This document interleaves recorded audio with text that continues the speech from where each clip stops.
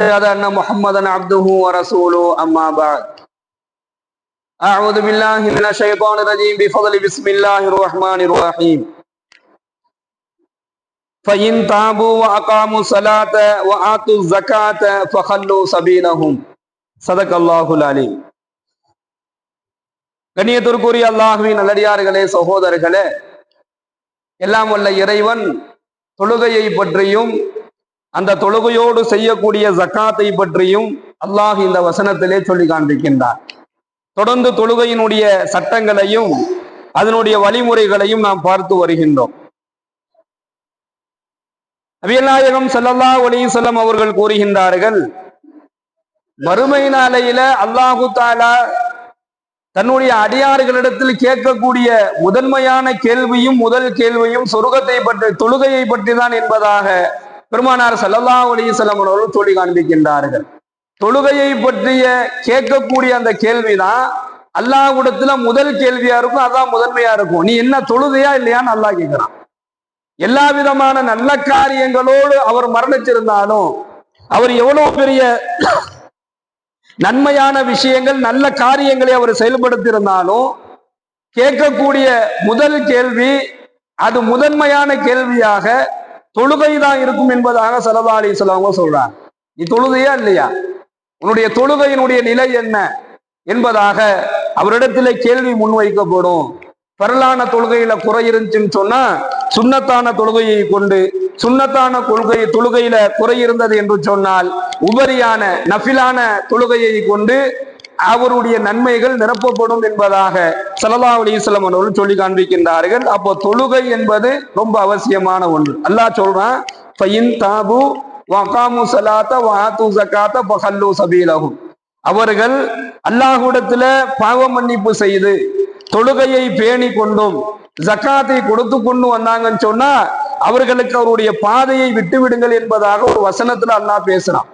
அப்போ அல்லாஹ்விடத்துல தௌபா செய்வதை எப்படி அல்லாஹ் விரும்புறானோ, ஏன்னா இந்த உலகத்திலேயே அல்லாஹ் நான் ரெண்டு நபர்களை நேசிக்கிறேன், அதுல முதலாவது நபர் என்னிடத்துல அதிகமாக தௌபா செய்யக்கூடியவர் என்பதாக அல்லாஹ் சொல்றான். அப்ப அல்லாஹ்வுடைய நேசத்திற்கு மிகவும் நெருக்கமான ஒரு செயல் தௌபா செய்யறது.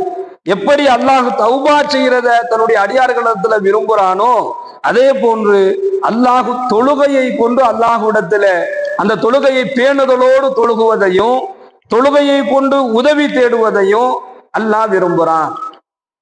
அப்படிப்பட்ட தொழுகையில நபிகள் நாயகம் ஸல்லல்லாஹு அலைஹி வஸல்லம் அவர்கள் அழகாக கற்றுக் கொடுத்த வழிமுறைகளோடு அந்த தொழுகையை நிறைவேற்றக்கூடியவர்களாக நாம் இருப்போம். தொழுகை என்பதை அல்லாஹ் ரொம்ப கவனிக்கக்கூடியவனாக இருக்கிறான். குறையில்லாத தொழுகையாக இருக்கணும். குறையில்லாத தொழுகையோடு ஒரு தொழுகையாளி தன்னுடைய தொழுகையை தொழுது முடிச்சிட்டார் அப்படின்னு சொன்னா அந்த தொழுகையை கொண்டு அல்லாஹ் அவருடைய இம்மை மறுமையினுடைய வாழ்க்கையை அல்லாஹ் உயர்வாக ஆக்குறான். இப்னு மஸ்ஊத் ரலியல்லாஹு அவர்கள் அறிவிக்கின்றார்கள், ஸல்லல்லாஹு அலைஹி வஸல்லம் அன்னவரிடத்துல கேட்கப்பட்டது, அல்லாஹ்வுடைய தூதரே, செயல்களிலேயே சிறந்த செயல் எது என்பதாக கேட்கப்பட்டது. செயல்களிலேயே சிறந்த செயல் எது என்பதாக கேட்கப்பட்டது. பெருமானார் ஸல்லல்லாஹு அலைஹி வஸல்லம் அன்னவர்கள் எடுத்த உடனேயே அவங்க சொன்ன முதல் பதில் என்ன அப்படின்னு சொன்னா, தொழுகையை அதற்கான நேரத்தில் தொழுகுவது என்பதாக நபிகள் நாயகம் ஸல்லல்லாஹு அலைஹி வஸல்லம் அவர்கள் சொன்னார்கள். செயல்களிலேயே ரொம்ப சிறந்த செயல் எது என்பதாக கேட்கும் பொழுது தொழுகையை அதற்குரிய நேரத்தில் தொழுவது. அப்போ தொழுகை என்பது நேரம் குறிப்பிட்ட கடமை. அல்லாஹ் குர்ஆன்ல ஒரு இடத்துல பதிவு செய்யறான், தொழுகை என்பது நேரம் குறிப்பிட்ட கடமை. அந்த தொழுகையை அதற்கான நேரத்துல நிறைவேற்றணும்.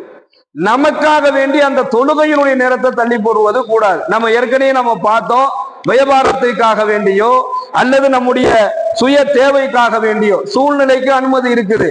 அந்த நேரத்துல அந்த நேர தொழுகையை நிறைவேற்ற முடியாத ஒரு சூழல் மாட்டிக்கிட்டோம். ஒரு பிரயாணத்துல இருக்கிறோம், அல்லது சுத்தம் இல்லாம இருக்கிறோம், ஒழு செய்ய முடியல, அல்லது பிரயாணத்துல இருக்கிறோம், நம்மளால என்ன செய்ய முடியல. பிரயாணத்தில் இருந்தால் கூட நாம் எந்த வாகனத்துல பிரயாணத்துல பயணிக்கிறோமோ அந்த நேரத்தினுடைய தொழுகை வந்து விட்டால் அப்படியே தொழுவதற்கு அனுமதி இருக்கு அந்த வாகனத்துல.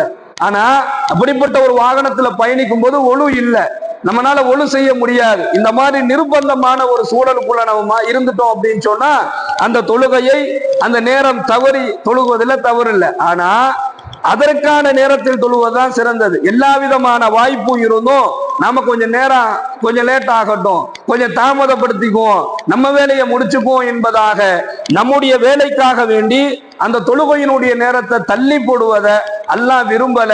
தொழுகையை அதற்கான நேரத்தில் தொழுது கொள்ளுங்கள். தொழுகை நேரம் குறிப்பிட்ட கடமை என்பதை அல்லாஹும் அல்லாஹ்வுடைய தூதரும் சொல்றாங்க. பிறகு சொன்னாங்க, இரண்டாவது சொன்னாங்க, உங்களுடைய பெற்றோருக்கும் நன்மை செய்வது என்பதாக சொன்னாங்க.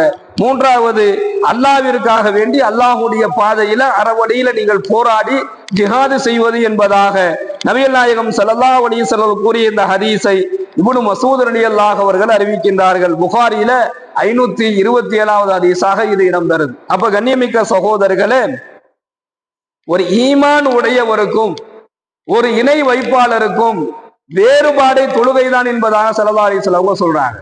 ஈமான் இல்லாமல் ஈமான் கொள்ளாமல் வாழக்கூடிய இறை மறுப்பாளர்கள், அந்த இறை மறுப்பாளருக்கும் ஒரு முஸ்லிமுக்கு உண்டான அந்த ரெண்டு பேருக்கு உண்டான அந்த வேறுபாடை தொழுகை தான்.